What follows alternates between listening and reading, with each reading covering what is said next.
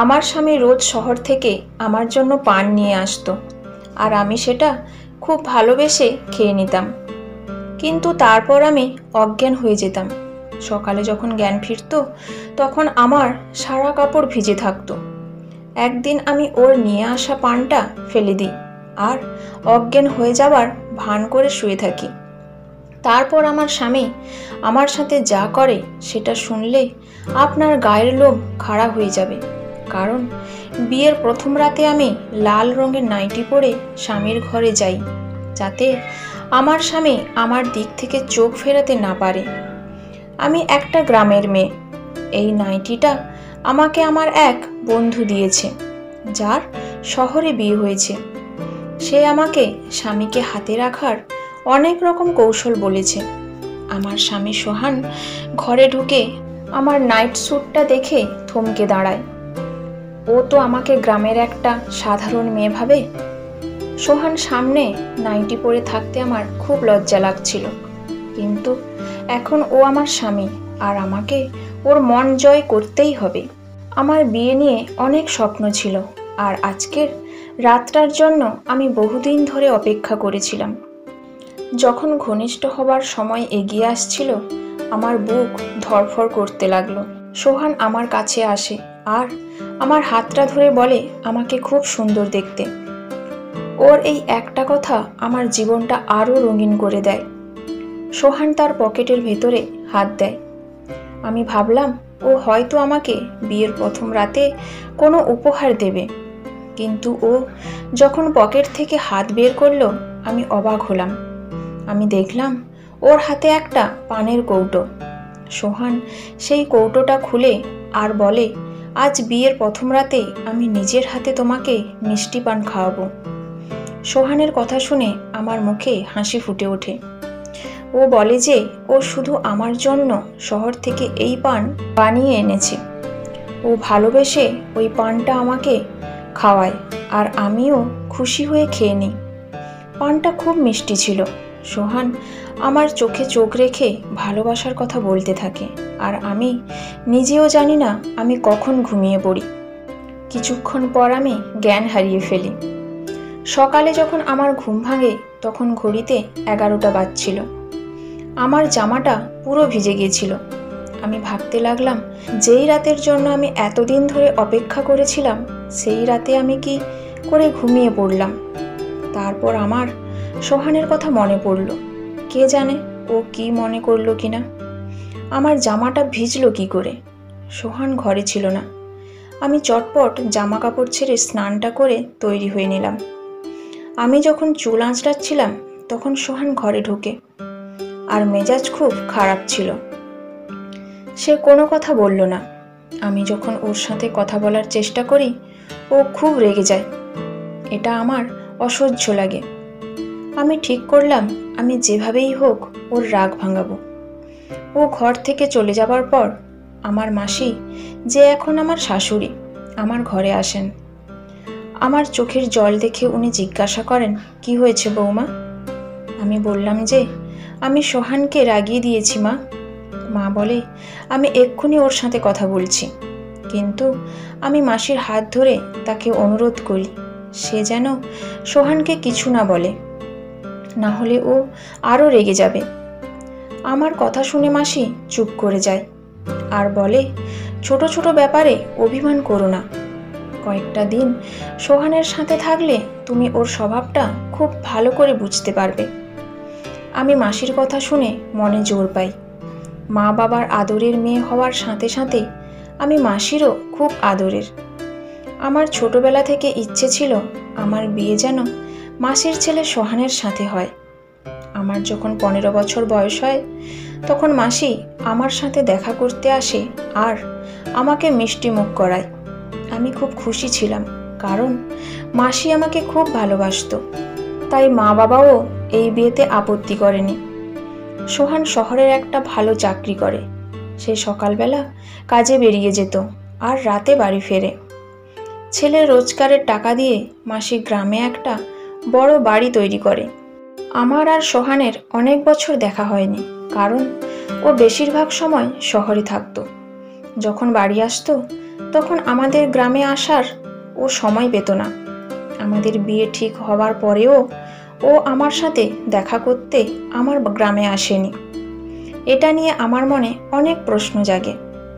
একদিন যখন মাসি আমাদের সাথে দেখা করতে আমাদের গ্রামে আসে, তখন আমি তাকে কথায় কথায় জিজ্ঞেস করি যে সোহান কেন আমাদের গ্রামে আসে না। মায়ের কানে যখন এই কথাটা যায়, তখন মা আমাকে একটা চড় মারে আর বলে, তোর লজ্জা করে না নিজের হবু স্বামীকে নিয়ে এসব প্রশ্ন করতে? মাসি মুচকি হেসে বলে, কেন আসবে না? ওর যখন সময় হবে ও নিশ্চয়ই আসবে। ওর গায়ে এখন শহরের হাওয়া লেগেছে, আজকাল খুব কম কথা বলে। ও আর আগের মতন নেই, খুব গম্ভীর হয়ে গেছে।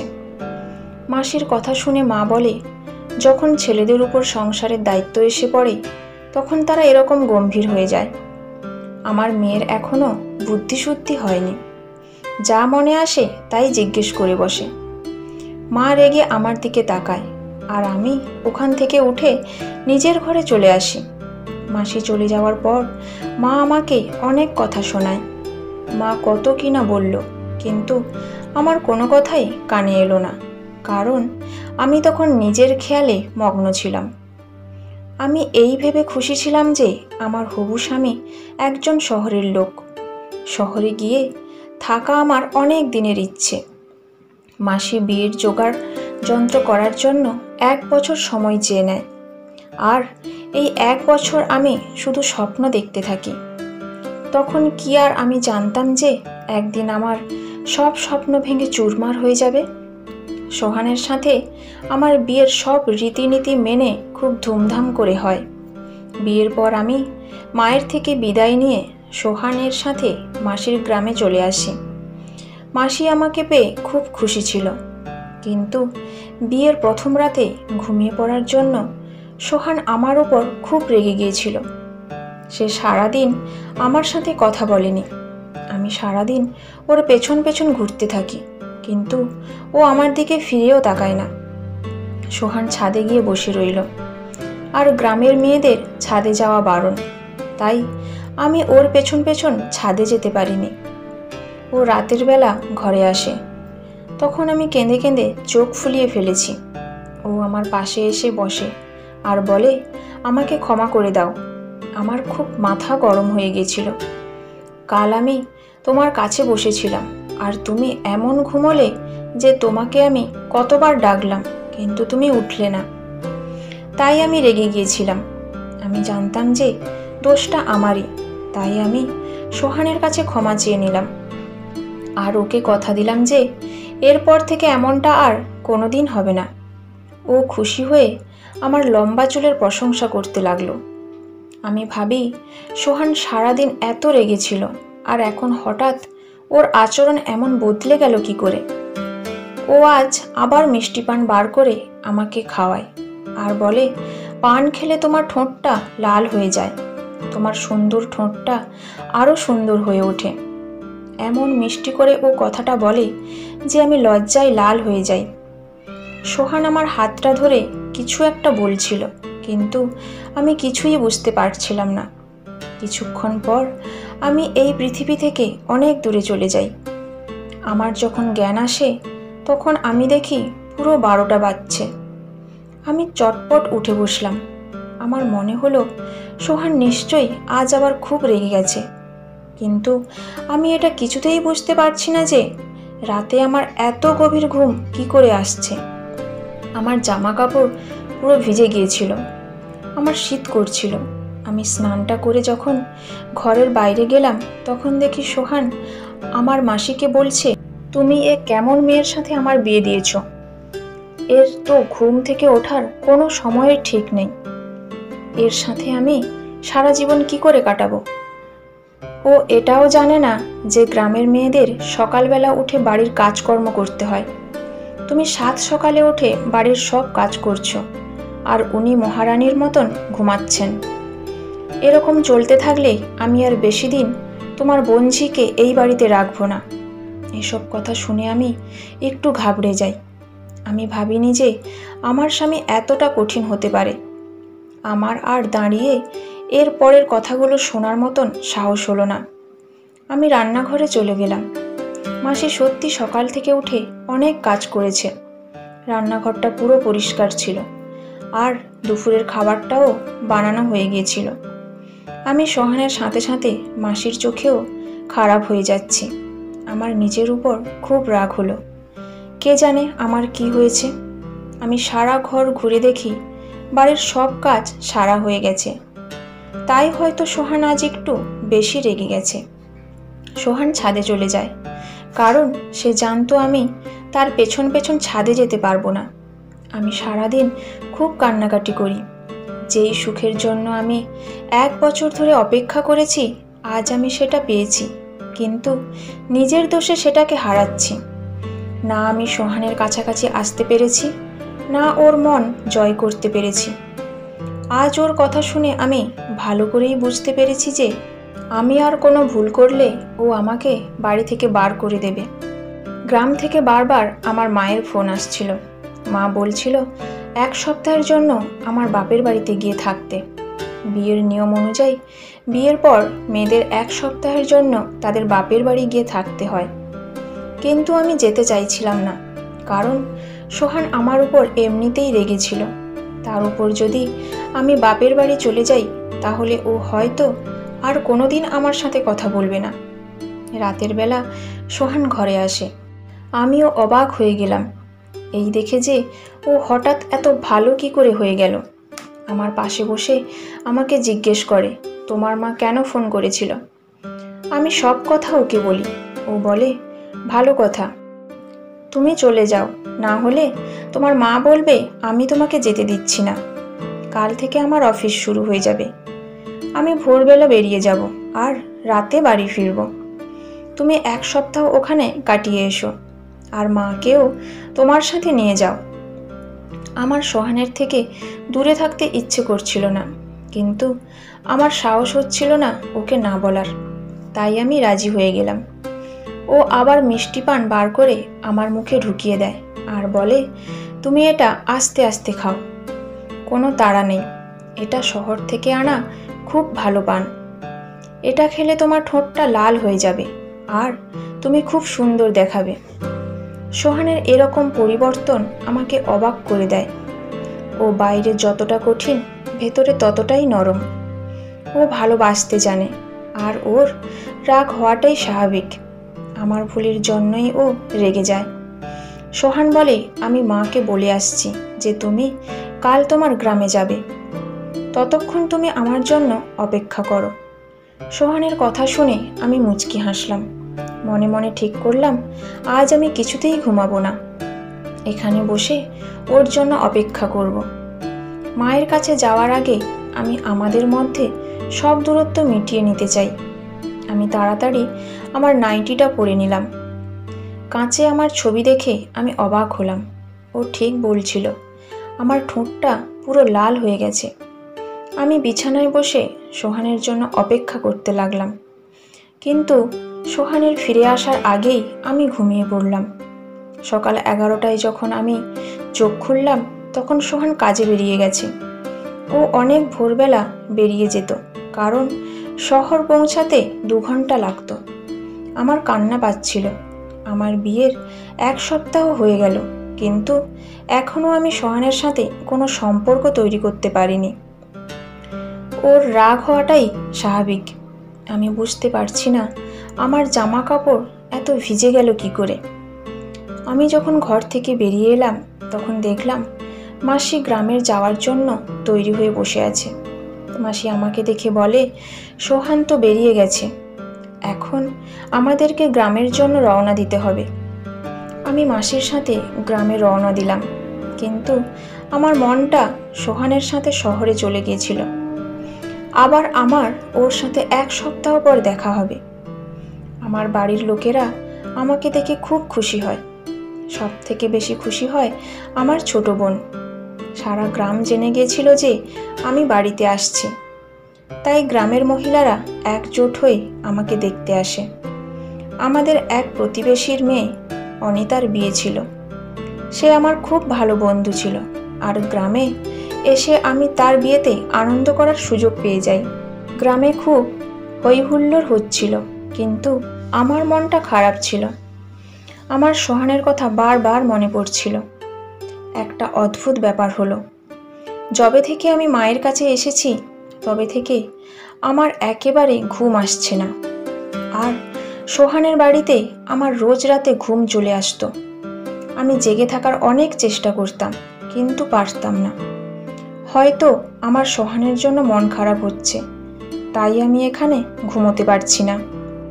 মেহেন্দির দিন আমাদের পাড়ার মাসির ছেলে মুকেশ শহর থেকে আসে বোনের বিয়ে দেখতে। সে ছোটবেলা থেকেই এই গ্রামে যাতায়াত করত। সে আমাকে দেখে আমার পিছন পিছন ঘুরতে থাকে। তার নজর সব সময় আমার উপর ছিল, আর এটা মনে হয় আমার মাসিও লক্ষ্য করেছিল। আমার খুব ভয় লাগছিল। এমনিতেই এখন সোহান আর আমার সম্পর্ক ভালো নয়, তার উপর যদি মাসি এসব দেখে তাহলে আমার আর ওই বাড়িতে জায়গা হবে না। তাই আমি বিয়ে বাড়ি ছেড়ে নিজের বাড়িতে ফিরে আসছিলাম, কিন্তু মুকেশ আমার পিছু নেয় আর রাস্তায় আমাকে থামিয়ে বলে সে আমাকে ভালোবাসে। আমি যদি চাই তাহলে সে আমার বাড়িতে বিয়ের প্রস্তাব পাঠাবে। আমি রেগে গিয়ে তাকে বলি যে আমার বিয়ে হয়ে গেছে, এরপর থেকে যেন সে এরকম কথা আর না বলে। আমার কথা শুনে মুকেশ বলে, শহরে আমার অনেক বড় বাড়ি আছে, গাড়ি আছে, আমি তোমাকে খুব সুখে রাখবো। তুমি তোমার স্বামীকে ছেড়ে দিয়ে আমার সাথে চলো। আমি তোমাকে অনেক দিন ধরে ভালোবাসি।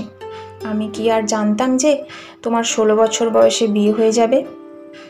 আমি তাকে বলি সে আজ যা বলেছে আমি শুনেছি, কিন্তু এরপর যেন সে এই রকম কথা মুখে না আনে, কারণ আমি আমার স্বামীকে খুব ভালোবাসি, আর তার একটা ভুলের জন্য আমার বদনাম হয়ে যেতে পারে।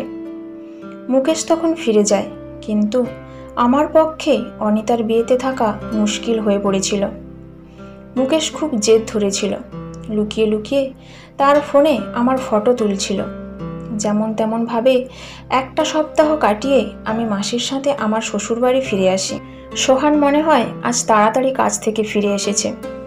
আমরা দুপুরে বাড়িতে গিয়ে পৌঁছাই, তখন সোহান বাড়িতেই ছিল। সোহানকে দেখে আমি খুব খুশি হই। আমি নিজের জিনিসপত্র রাখতে নিজের ঘরে যাই, আর সোহান তার মায়ের সাথে কথা বলতে তার ঘরে চলে যায়।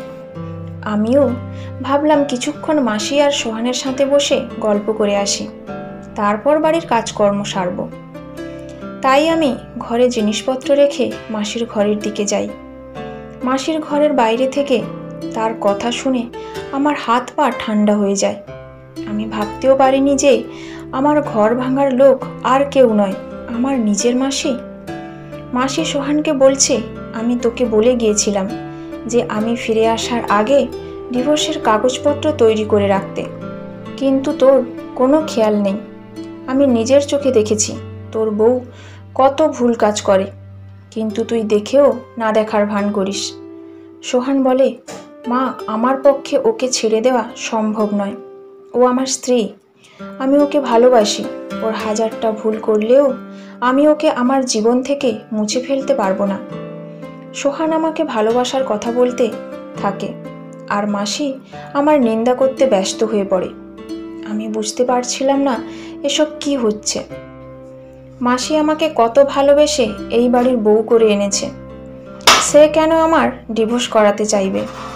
আর সোহান, যাকে আমার খুব কঠিন মনে হয়েছিল, সে বলছে সে আমাকে ভালোবাসে, আর আমার হয়ে তার মায়ের সাথে ঝগড়া করছে। আমার মনটা খুব অস্থির হয়ে ওঠে। রাতে যখন সোহান আমার ঘরে আসে তখন আমার পান খেতে একদম ইচ্ছে করছিল না। আমি পানটা ওর হাত থেকে নিয়ে নিলাম। যখন মাসি ওকে কিছু কাজের জন্য ডাকে তখন ও ঘরের বাইরে বেরিয়ে যায়। আমি পানটা একটা কোণায় লুকিয়ে ফেলি। আমার তখন ঘুম পায়নি, তাই আমি চুপ করে চোখ বন্ধ করে শুয়ে পড়ি। যখন সোহান ঘরে আসে তখন আমি যা সব দেখলাম তা আমার কাছে অবিশ্বাস্য। সোহান একটা পুরো কলসির জল আমার গায়ে ঢেলে দেয়, কিন্তু আমি চোখ খুললাম না। আজ আমি পুরো ব্যাপারটা বুঝতে চাই। সোহান কারুর একটা নাম ধরে ডাকে আর তাকে বলে, ভেতরে এসো। ও পুরোপুরি অজ্ঞান হয়ে গেছে। তারপর একটা সুন্দর দেখতে মেয়ে আমার ঘরে ঢোকে আর এসে আমার খাটে সোহানের পাশে বসে। তারপর ওরা দুজনে খুব ঘনিষ্ঠ হতে শুরু করে। আমি আর সহ্য করতে পারছিলাম না। আমার গোটা গা ভিজে গিয়েছিল আর আমি ঠান্ডায় কাঁপছিলাম। আমি উঠে বসলাম। আমাকে উঠে বসতে দেখে দুজনে ভয় ভয় চোখে আমার দিকে তাকায়। আমি সোহানের দিকে তাকাই। তখন আমার এত রাগ হচ্ছিল যে আমার প্রাণ থেকে সব ভয় দূর হয়ে গিয়েছিল। আমি সোহানকে বলি, আমাকে সত্যি কথা বলো, এই মেয়েটা কে? আর পানে কি এমন মেশানো থাকতো যার জন্য আমি অজ্ঞান হয়ে যেতাম? তুমি কেন করলে এটা আমার সাথে? আমাকে কেন ঠকালে? আমি একের পর এক প্রশ্ন করতে থাকি। আমার মধ্যে দিয়ে একটা ঝড় বয়ে যায়। সোহান মাথা নিচু করে বলে, এই মেয়েটা আমার স্ত্রী। তোমাকে বিয়ে করার 2 দিন আগে আমি ওকে বিয়ে করে এই গ্রামে নিয়ে এসেছি। আমি কখনো তোমাকে বিয়ে করতে চাইনি, কিন্তু আমার মা জোর করে তোমার সাথে আমার বিয়ে ঠিক করে।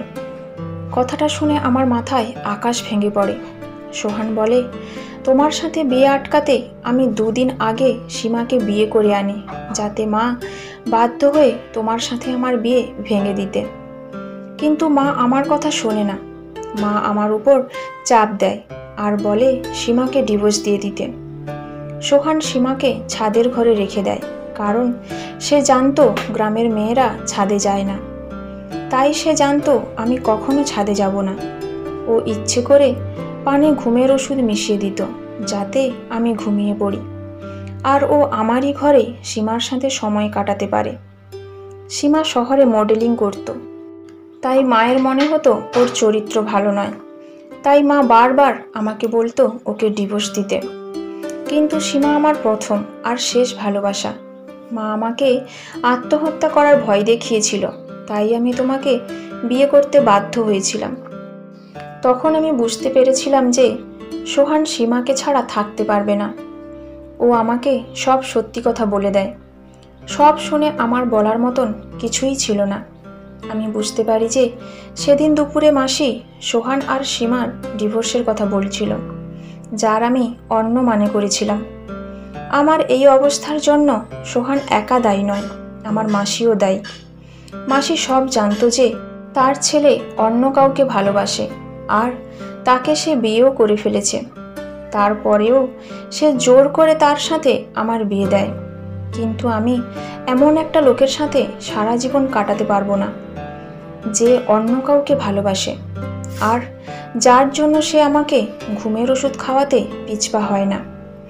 আমি আমার জিনিসপত্র গুছিয়ে নিলাম আর মাসিকে নমস্কার করে নিজের গ্রামের দিকে রওনা দিলাম। মাসি আমাকে অনেক আটকানোর চেষ্টা করে।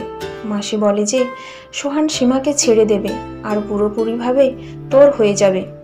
কিন্তু আমি এমন একটা মানুষের সাথে থাকতে পারবো না যে আমাকে ভালোবাসা দিতে পারবে না। আমি মা বাবাকে বলে সোহানের থেকে ডিভোর্স নিয়ে নিলাম। আমার মা বাবা আমাকে খুব ভালোবাসে। তারা কখনোই চায় না আমি এমন একটা লোকের সাথে সংসার করি। পাড়ার মাসির থেকে মুকেশ খবর পায় যে আমার বিয়ে ভেঙে গেছে, তাই সে বিয়ের প্রস্তাব নিয়ে তার বাড়ির লোকেদের আমার বাড়িতে পাঠায়। কিন্তু আমি তাদেরকে বলেছি যে আমি এখন বিয়ে করতে চাই না। আমি এখন আরও পড়াশোনা করতে চাই আর নিজের পায়ে দাঁড়াতে চাই। সব বৈবাহিক সম্পর্ক যে সফল হবে তার কোনো মানে নেই, কিন্তু কারুর বিয়ে অসফল হওয়া মানে এই নয় যে সেই মানুষটা অসফল হবে। আমার বিয়ে ভেঙে যাওয়ার পর আমি জীবনে সফলতা পাই, পড়াশোনা করে ভালো রেজাল্ট করি আর জেলায় আমার গ্রামের মুখ উজ্জ্বল করি। আমি আমার সমস্ত বোনেদের আর মেয়েদের বলছি, তারা যদি বৈবাহিক জীবনে সফলতা অর্জন করতে না পারে তাহলে সেটা ভুলে গিয়ে তাদের অন্য রাস্তা বেছে নেওয়া উচিত। এমন একটা রাস্তা বেছে নেওয়া উচিত যেখানে তারা সফলতা পাবে।